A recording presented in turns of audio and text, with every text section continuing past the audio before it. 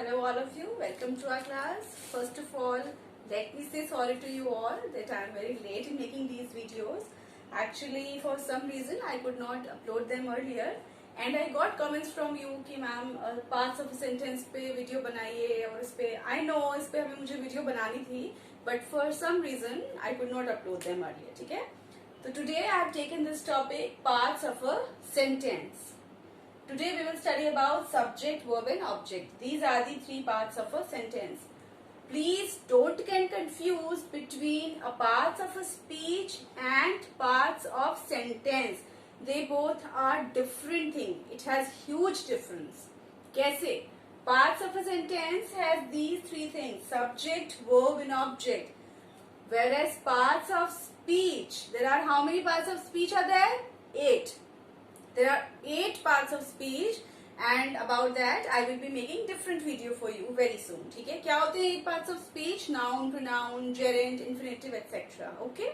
I will be making different videos, separate video for that. You should watch that. इससे क्या होगा? You will be better understanding noun क्या है, pronoun क्या है and everything. ठीक है? Now today let's talk about this. Parts of a sentence. अच्छा, सेंटेंस में भी सेंटेंस क्या होता है, कितने टाइप के होते हैं, इसके लिए भी there is a different video, you should watch that too. ठीक. सब्जेक्ट, वर्ब एंड ऑब्जेक्ट, ये आप बहुत पहले से पढ़ते आ रहे हैं that in English to make a very simple sentence the structure is subject comes first, then verb and then object. Right. एक चीज और ध्यान से सुनो और समझो. हम बचपन से ये पढ़ते आ रहे हैं कि subject always comes first, then verb and then object. But in many sentences even object comes first. ठीक. तो आपको इस तरह से नहीं रटना है कि सेंटेंस में जो पहले आ रहा है वो सब्जेक्ट है. ठीक है. ये तो आपको समझाने के लिए ऐसा बता दिया जाता है टू मेक इट इजियर कि ठीक है, सेंटेंस में whatever is coming first that is subject, but many times it is not the thing. Look, बहुत सिंपल सा तरीका क्या है, बहुत सिंपल सा तरीका लर्न करने का. सब्जेक्ट क्या है, क्या होता है subject? Hindi, English, math, science? No. क्या है सब्जेक्ट? यहाँ पे जो काम कर रहा है, डूअर. सब्जेक्ट इज जो काम कर रहा है, डूअर है जो. ठीक है. अब पूरे सेंटेंस में कोई भी चीज ऐसी हो सकती है जो काम कर रही है, वही सब्जेक्ट है. ठीक है. जो डूअर है, जो काम कर रहा है. ठीक.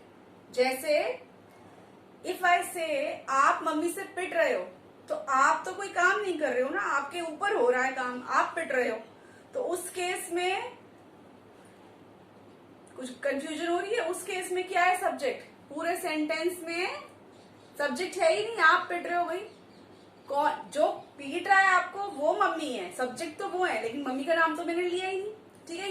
ये एग्जांपल मैं आपको कंफ्यूज करने के लिए नहीं बता रही हूँ. I am telling you just कि आप हमेशा ये याद ना रखें कि सब्जेक्ट ही वही है जो पहले आ रहा है.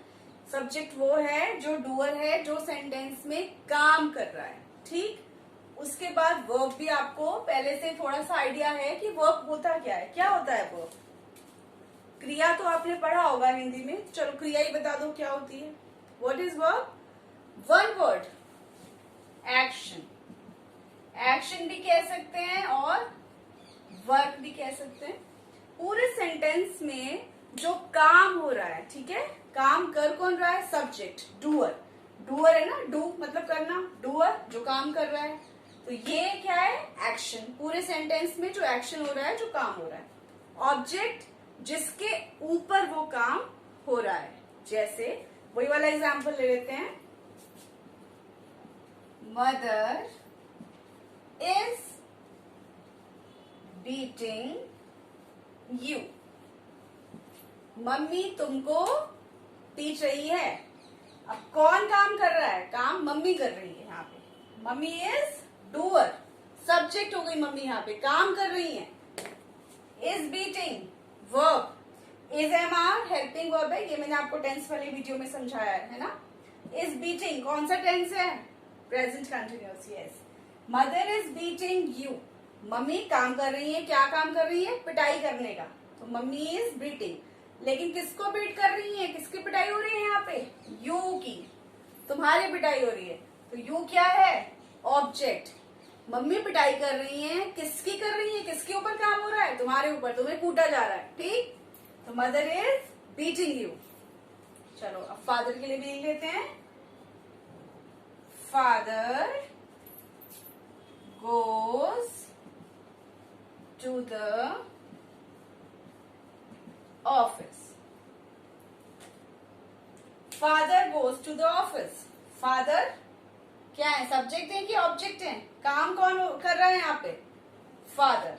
क्या काम हो रहा है? जाने का। कौन सा एक्शन हो रहा है? जाने का। He is going to the office. कहाँ जा रहे हैं? ऑफिस। समझ में आया? Subject, verb, object.